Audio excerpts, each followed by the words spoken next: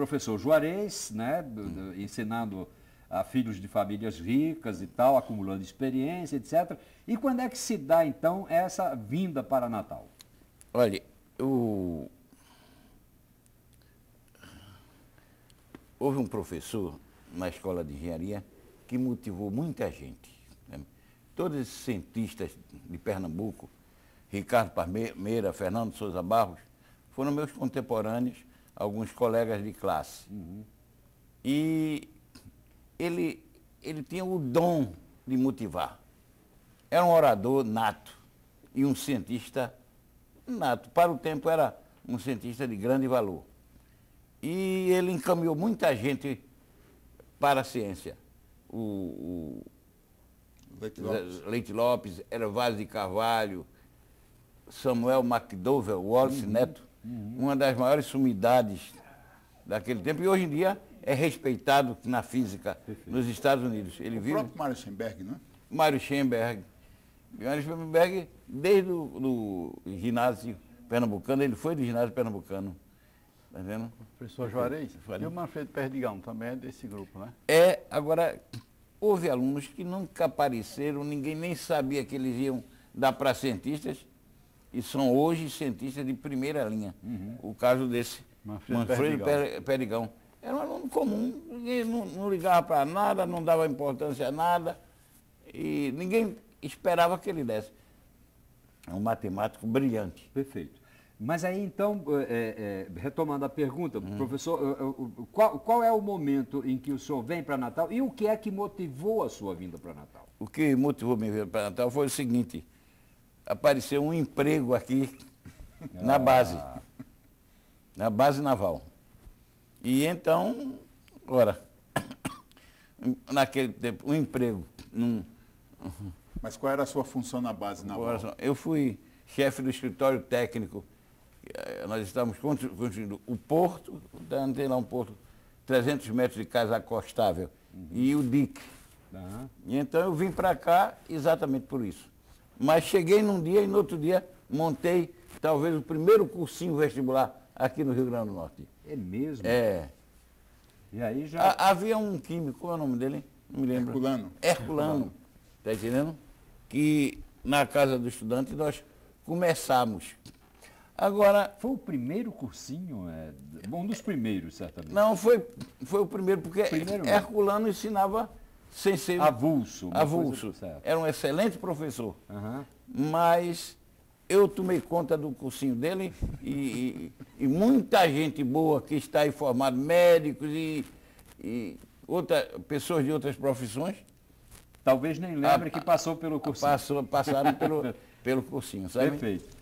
Bom, aí base, o senhor vai ser exatamente o chefe do escritório técnico da e base. se demora um bom tempo nessa função, até... Uns 2 anos. Quando é que se dá a sua saída definitiva para a área da educação? O senhor se dá, bom, a partir de agora a minha missão é ser um educador nessa área tão difícil que é a física, tão pouco... Mas minha missão como educador não começa na universidade, não. Desde o tempo do cursinho... Sim, lá e também... Que eu, por exemplo, particularmente, eu ensinei alguns engenheiros que estão aí, que eram mais ou menos filhos de rico, né? Manuel, como é o nome? Manuel Pereira, grande engenheiro aqui, hoje em dia, eu preparei ele para o curso vestibular, e naquele tempo entrava aritmética. Eu ensinei aritmética até a última parte do programa do cursinho, que era a teoria das equações. Você preparou aqui para ele fazer vestibular em Recife? Em Recife. Todos eles foram, e todos eles passaram. Todos eles são... porque esse detalhe é interessantíssimo, né? Quer dizer, você, de alguma maneira, quer dizer, fazia aqui uma espécie de meio de campo, digamos, para o pessoal sair fora, porque não havia o curso de engenharia ainda. Agora, eu fui professor por profissão. Por profissão, não, por vocação. Por vocação. Por vocação. Tanto que pagavam, não pagavam. Por exemplo, o Fernando Guerreiro, E outros, eles frequentavam o meu cursinho até o dia 28 do mês. Tá vendo? Aí desapareciam. Sabe por quê, né? Só aparecia no dia 5. No dia 30 era a cobrança, né? É a cobrança, né? O pior é que eu disse a ele, você só passou porque no vestibular não caiu matéria que eu dei no dia.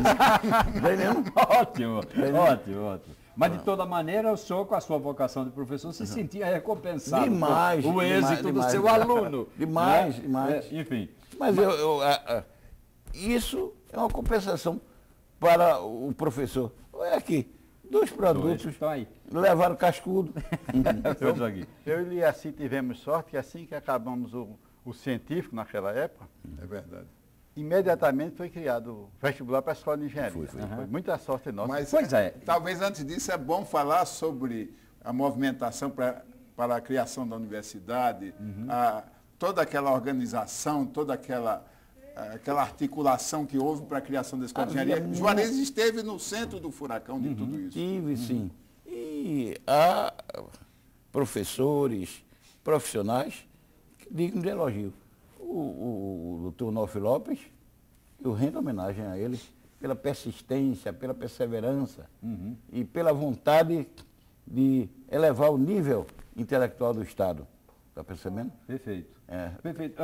Deixa eu lhe fazer uma pergunta exatamente porque é muito oportuno e converge nessa perspectiva, já que o senhor citou Onofre Lopes, que é uma figura exemplar em matéria de entusiasmo, de pique, de dinâmica de trabalho, etc.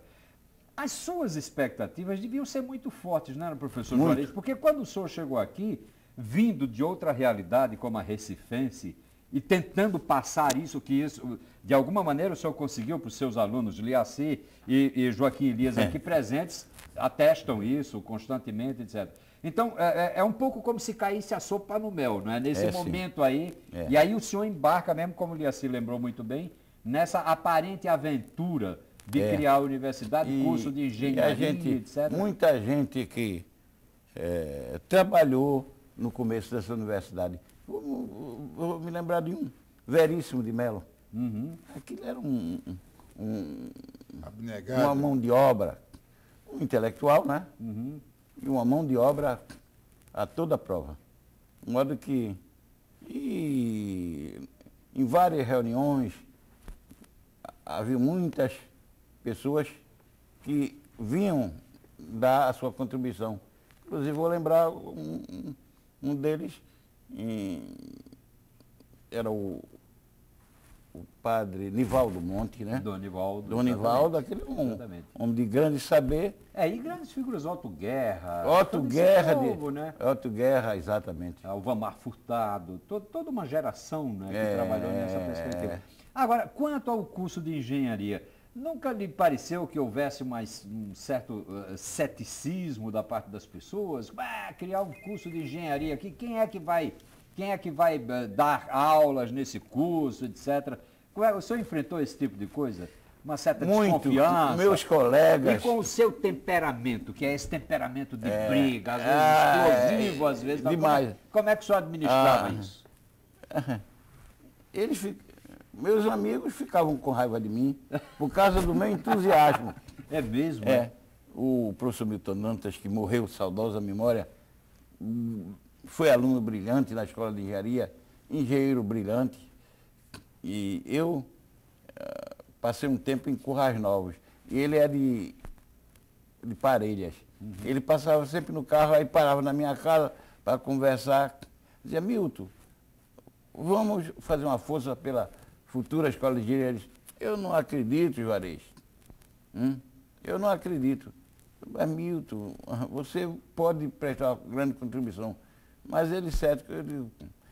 Então, no começo, cada um tinha que apresentar um trabalho. Aí, ele não era muito cuidadoso. Aí disse, espere que eu vou apresentar um trabalho. Então, passou de volta, ele pegou umas pastas de papel velho, escreveu. Aí eu li um negócio excelente. uma coisa que ele tinha feito no tempo da escola de engenharia. Eu olhei, entendi, aí passei a limpo, bem bonito, e trouxe como um trabalho de Milton, que teve grande valor, sabe? Mas depois ele se tornou um professor excelente. A Juarez tem alguns professores, alguns engenheiros que eram, como você, muito entusiasmados, e outros eram muito céticos. Você podia dizer quem é que estava no time do entusiasmo e quem é que estava no time da cautela? Olha, havia figurões na engenharia aqui e não é que eles fossem céticos, eles não viam futuro nenhum numa escola de engenharia aqui em Natal. Tá percebendo? Isso, né? Essa visão de futuro, né? Que em algumas pessoas acaba sendo uma coisa que provoca um comodismo e não, isso não dá certo. Porque eles vai ser uma escola com professores sem qualificação. E éramos mesmo, viu? Éramos mesmo. Eu já disse a eles dois, quem ensinou muito a nós, professores que começaram, foram eles. Alunos inteligentes, brilhantes, capazes de nos forçar a estudar e aprender. Uma coisa que me chamou muita atenção desde o começo, se eu estou enganado, vocês vão ter que me corrigir, mas me parece que vocês praticamente dão partida nessa postura de pleitear sempre e sempre, cada vez mais a coisa da pós-graduação, não é? De ir em busca de uma especialização, de uma... Como é que isso se coloca? Exatamente, eu queria ouvir o homem aqui, o grande provocador. E já disse a ele, eu e ele, foi quem iniciamos a pós-graduação aqui, aqui na universidade. E havia um professor na PUC do Rio, chamado Pierre Lucy, que nos motivou e nos chamou para a gente fazer um mestrado em ensino de física. E nós fomos daqui para lá. Fizemos todos os créditos do chamado pós-graduação em ensino de física. E quando a gente terminou, se acabou o curso lá na PUC. E a gente ficou assim, a ver navios, né? Agora, para a gente fazer isso, sabe o que foi necessário? Fomos eu e ele. Eram as únicas pessoas que ensinavam física aqui.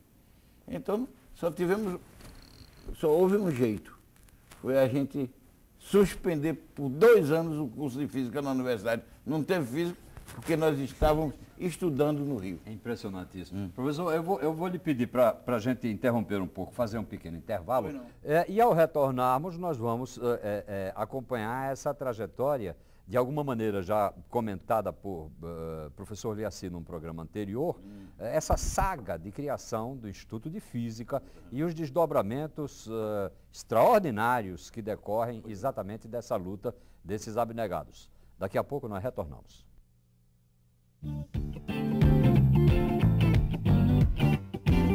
Estamos apresentando Memória Viva. Apoio Cultural Sistema Fierni.